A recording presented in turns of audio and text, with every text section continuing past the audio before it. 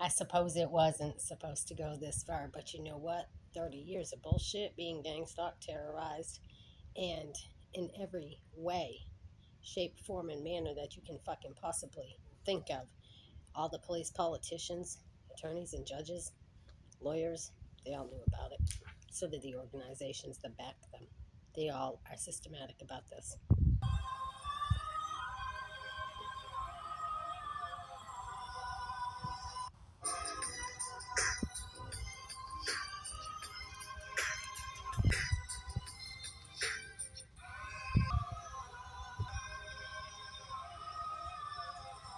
I would kindly suggest that anybody following my YouTube channel, listening to, watching my videos, why don't you contact the Dominion Post newspaper in Morgantown, West Virginia, and ask for the news reporter there. Ask what she knows and request for an FOIA from the Morgantown State Police, their barracks there for West Virginia.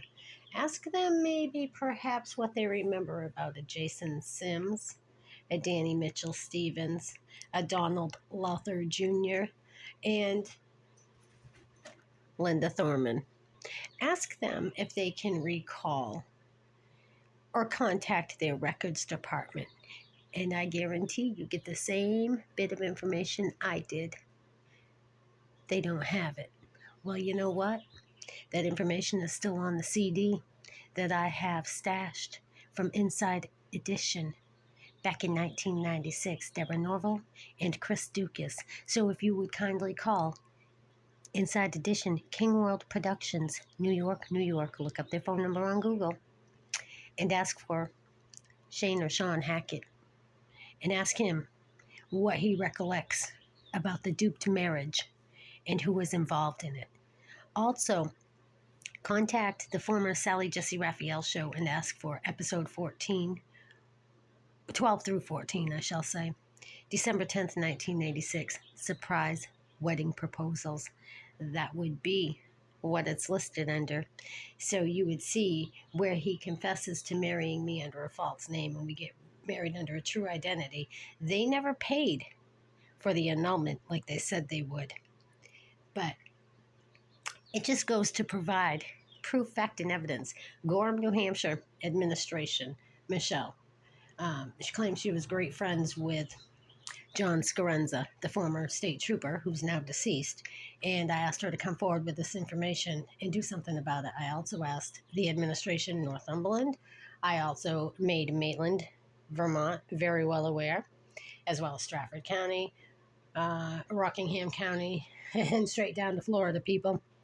So again, contact Bangor Daily News. Ask them what they remember. Contact Windsor Court in Vermont and ask them what they remember from back in 1996 about an imposter that had 21 different identities shoved in the door panel of his truck when he was found in Brattleboro.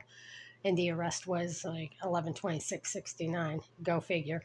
The same as his birth date on Thanksgiving is when they contacted me about it from the sheriff's department in Somerset County.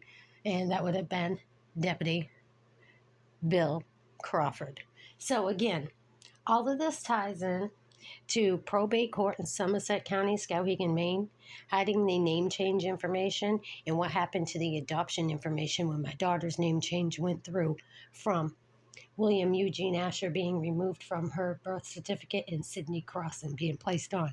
So I would suggest that's public record, guys. Excuse me. Got a little bit of roughness going on in my voice, but the fact is, you can call that court in Skowhegan, Maine, and ask them what happened to that adoption paper and what happened to my name change, and see what they tell you.